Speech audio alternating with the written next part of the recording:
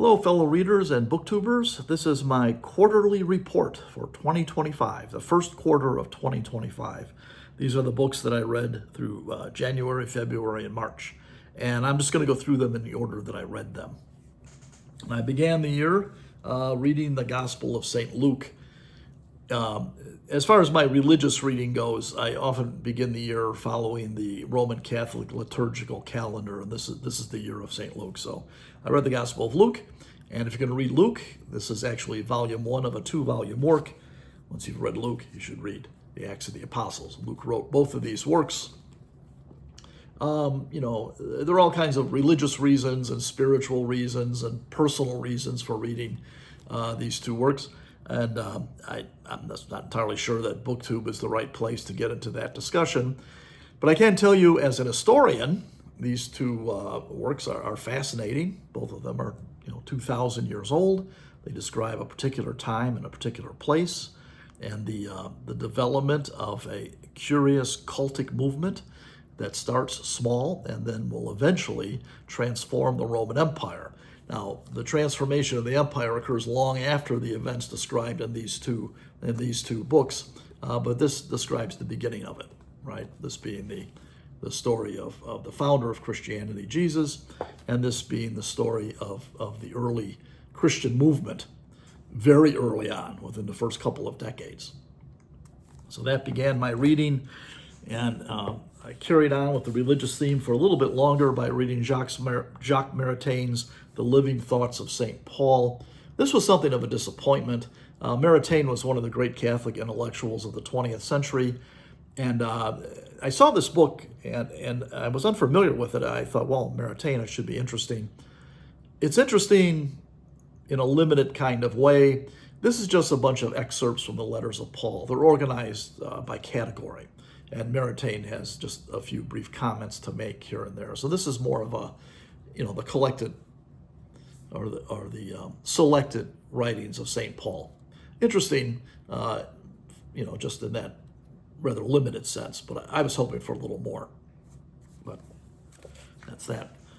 Then from there we get to Shakespearean by Robert McCrum. Love this book. If you like Shakespeare, I strongly recommend it. If you're interested in Shakespeare, but you don't know much about him, or you've never really dug into Shakespeare's life and influence, this would be a great place to start. McCrum is a great Shakespearean scholar.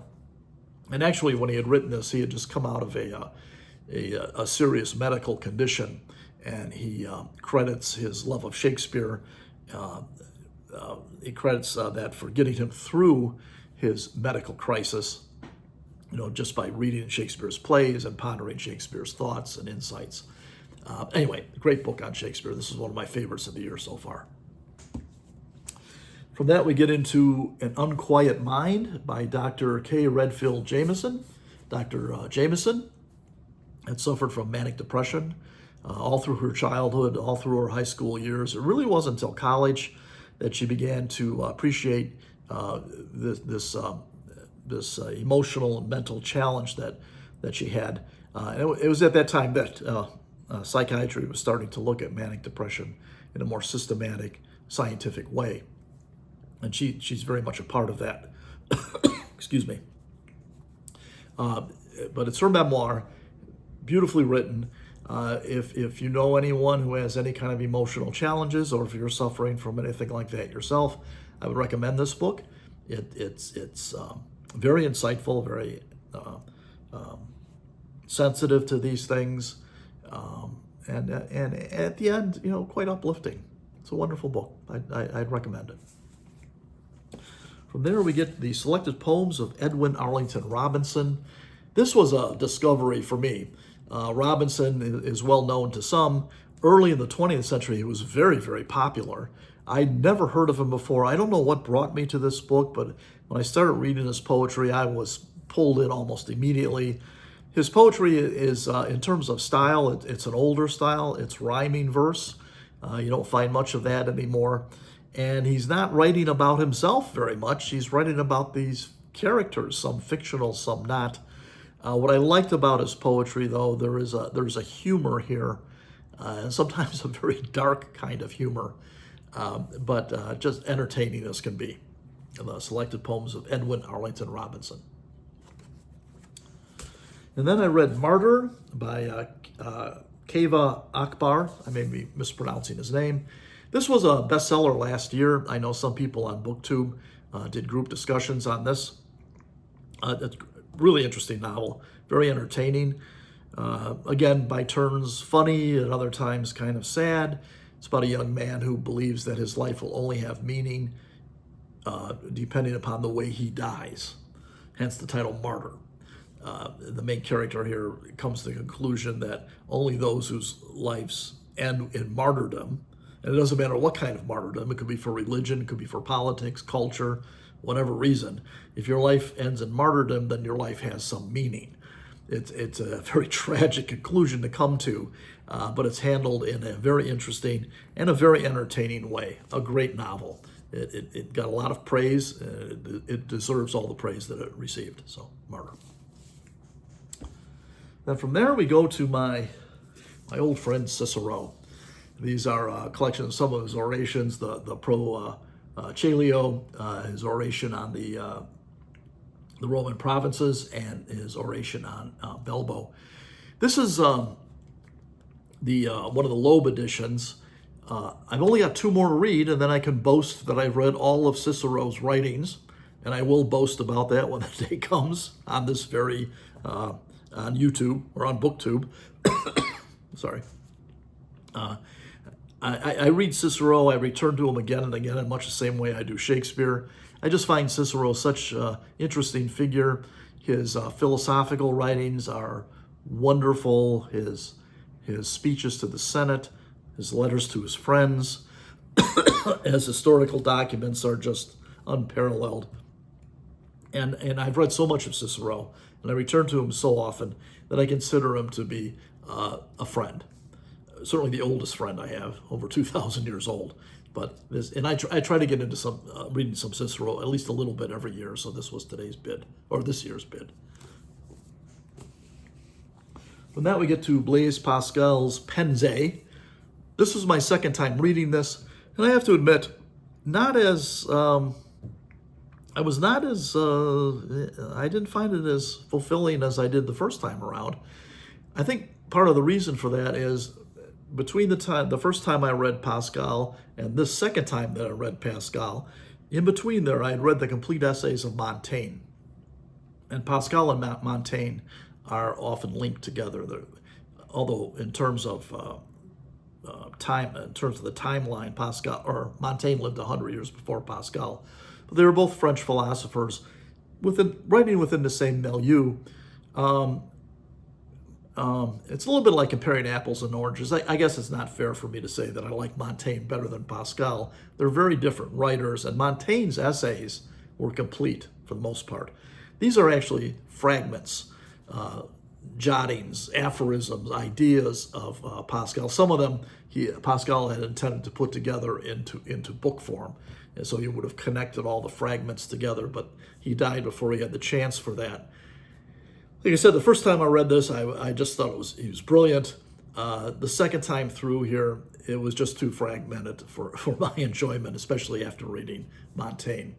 Still, I would recommend the Pensees for those of you interested in early modern Western European philosophical thought. And then we get to Augustus, this biography of Augustus by Adrian Goldsworthy. This was the beginning of my adventure or my challenge to read at least one biography of each of the Roman emperors during the first 200 years of the Common Era. This was a project of mine. I finally got started with this. This is really, really good. An excellent biography of the first of the Roman emperors. It's very detailed, beautifully written. I thoroughly enjoyed this. As far as my Roman emperors reading challenge is concerned, finally got started when this is the first one. I'm moving glacially slow with this. For those of you who are interested, please bear with me. I think should start moving along a little bit faster as the year progresses. But anyway, a really good biography of Augustus by one of the great historians of our time, Adrian Goldsworthy. And then kind of related to Augustus, one of the poets of his time, Ovid. These are Ovid's love poems. Ovid is better known for his famous epic work called the Metamorphoses. But these are his love poems, and they're very interesting. They're not particularly sentimental. This is love poems written during the age of the Roman Empire, which was profoundly patriarchal. Some of the poems are funny, and they're intended to be funny. Some of them are just kind of interesting. Some of them are quite shocking if you read them from today's sensibilities. Whereas, you get an insight into what a patriarchal society can be and how that kind of culture views women. And so some of these things might have been funny at their time, not funny anymore, but from an historical point of view, very, very interesting. I guess what I'm getting at, I know one of the poems here is the narrator of the poem, who I think probably Ovid himself, he's talking about how he had just beaten up his wife or his mistress. And I think to a Roman audience, there would have been some chuckles about this. To a postmodern audience, it's like, good Lord, thank God we've moved beyond these kinds of attitudes, or at least so far. But anyway, some of the greatest Latin poetry, of course, these are all in translation. You can read them as poems, you can read them as cultural artifacts or examples of what it meant to be a Roman in the first century. And connected with that, I read this novel, An Imaginary Life. This was based on the latter part of Ovid's life. Ovid had been exiled by the Emperor Augustus for reasons that are still unknown, will probably always be unknown. That's a true story. He was exiled far away to a colony near the Black Sea. This is a novel in which the novelist David Malouf tries to imagine what that might have been like for Ovid. And so it's essentially a story, a fish out of water story. Ovid, this great Roman poet, finds himself living among people who don't even speak the same language, an entirely different culture, much more primitive to what Ovid was used to, and how he adjusts himself to having to live among these very strange people, and how it transforms him. It's about transformation for sure. And of course, Ovid's Metamorphoses is about transformation. It was a good book. I liked it. Although at times it seemed to me that, the character of Ovid in this could have been, was interchangeable with anybody, any kind of character that found himself or who would find himself having to live in a culture foreign to himself. So, the Roman part of this is not the point. The fact that Ovid was a Roman living among non-Romans. No, he could have been, Ovid could have been a Martian living among Earthlings or something like that, and this is his reaction to that. Maybe I'm overstating this a little bit. It's a good novel. It's not very long. It's very entertaining. But anyway, so there's that. And then Ghosts of a Holy War by Yardena Schwartz. This book just about broke my heart. This connects the massacre of the Jews by the Palestinians in 1929 with the horrific tragedy of October 7th of 2023. This Arab-Israeli conflict, it is so horrible, it is so deadly, it is so incredibly sad. The book is wonderful, well written, certainly well researched, but at times as I was reading this, it just made me pessimistic about the future of humankind in general, but particularly about this conflict in the Middle East. That I just don't know how it's going to come to an end, but it's going to come to a bad end. I don't know what else to say about this book. I would recommend it if you really want to come to an understanding of what it's like between the Israelis and the Palestinians, the Jews and the Arabs. It's actually very sad, but Ghosts of Holy War. It's a story that needed to be told. And then we get to On a slightly lighter note, John Williams' Butcher's Crossing. I think for my quarterly report, I have to put this at the top of the list. This so far is the best thing I read this year. I think I said that about Martyr too, or about the book about Shakespeare. This is actually number one. Williams, I think many of you who have kind of followed my musings on BookTube since I started posting back in August know that I like Williams, even though he only wrote 4 novels. Every time I read one of those 4 novels, I'm just blown away by this man's mastery of the technique of writing, and his stories. This just pulled me in. I didn't think it was going to. This is the only thing Williams wrote that was a Western. It takes place out west in the 1800s about a bunch of buffalo hunters, which doesn't sound really interesting, but man, he makes it interesting. I was just totally taken in by this book. This is a wonderful book, just a wonderful book. I don't know what else to say about it. I did post about it about a month or two ago. Butcher's Crossing, just a masterpiece. Great piece of American literature for sure.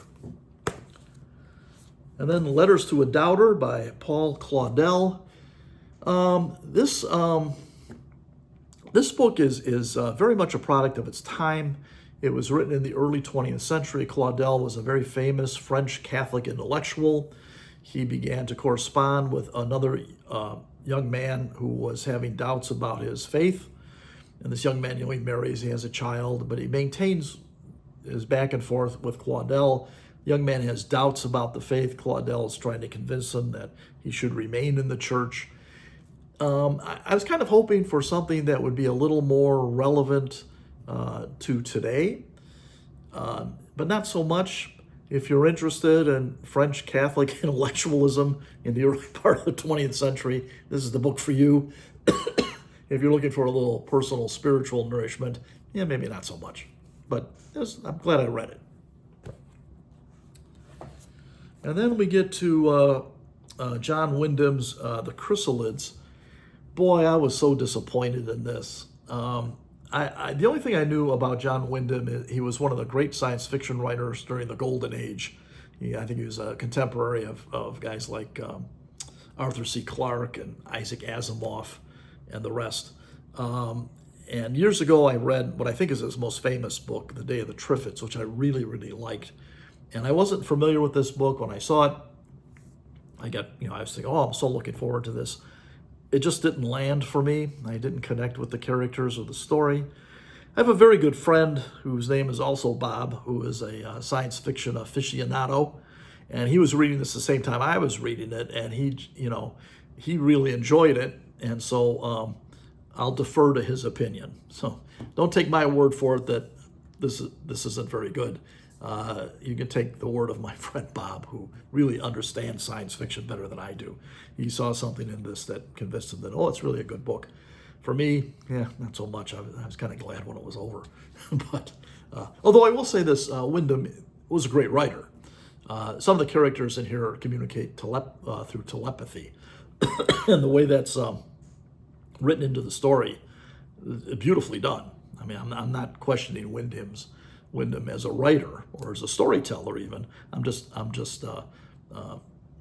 casting aspersions on the story, which I didn't find all that intriguing. This is my big disappointment for the quarter. And then I read Kevin Matthews' Broken Mary. Any of you who have lived in Chicago in the 1980s and the 1990s at the height of the shock jock phenomenon, which was really led by Howard Stern out of New York. He was the shock jock who was the most witty, the most intelligent. He had a lot of imitators. One of them was Kevin Matthews, who is based here in Chicago. I was never a fan of Kevin Matthews, that shock jock business. Kevin Matthews, I didn't think was witty. I thought he was kind of cornball stuff, kind of a goof. I just wasn't a fan, which means that when I read this book, I was completely blown away by it. I don't know. I did not know what had happened to Kevin Matthews. I don't think he's been on the radio for a long, long time. But he had something of he had a genuine religious conversion experience. Like a lot of young men in Chicago, you pretty much grow up Catholic, it's a very Catholic city, or at least it used to be. And so Kevin Matthews has this kind of Catholic conversion experience, which involves, in Catholicism, the Virgin Mary, the mother of Jesus, looms very large. And it involves Matthew's embrace of the Virgin. And it's a very short book. It only took me a couple of hours to read this thing. And once I got into it, I kept double checking, did Kevin Matthews really write this? Yes, he did. And it's a beautiful book, very touching. So, Kevin Matthews, Broken Mary. And then the selected prose of T.S. Eliot, the Grand Master himself, one of the greatest literary critics of all time, sometimes a controversial figure. This is just a collection of his essays. Not all of them, just a selection of them over the years. Completely enjoyed this, thoroughly enjoyed this.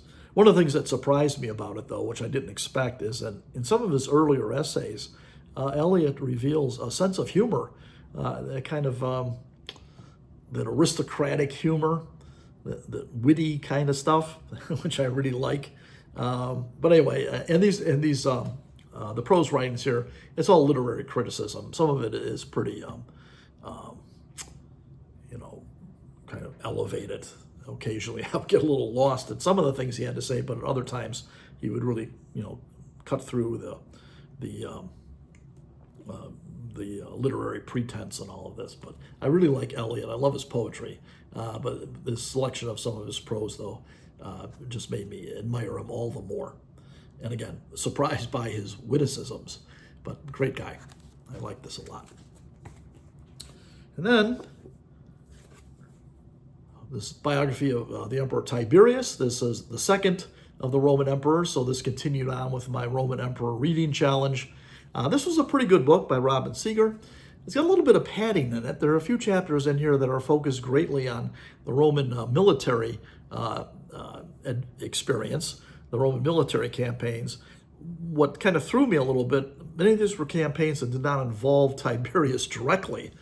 And so if you're interested in Roman military history, there's some chapters in here that are invaluable. If you're interested in a biography of Tiberius, there are some chapters in here you could probably skip. But overall, a good biography of Tiberius, a good contribution to my Roman emperor's reading challenge. So the Emperor Tiberius. And finally, A Dialogue of Comfort Against Tribulation. This is by Thomas More. This is the same Thomas More who was executed by King Henry VIII. Some of you might know that story. Thomas More is a saint in the Catholic Church. This book is sometimes compared to Boethius's Consolation of Philosophy, and it's a good comparison, although More's book is a little more focused on some specific events to the time in which this book was written. It never quite bridges the divide between the ages the way Boethius's book does, but an interesting book nonetheless. Guess I didn't realize how much Catholic stuff crept into my reading during this first quarter of 2025. So anyway, there's my quarterly report. That's what I've got for you today. Hang in there, keep reading, and be good to yourselves. Bye-bye.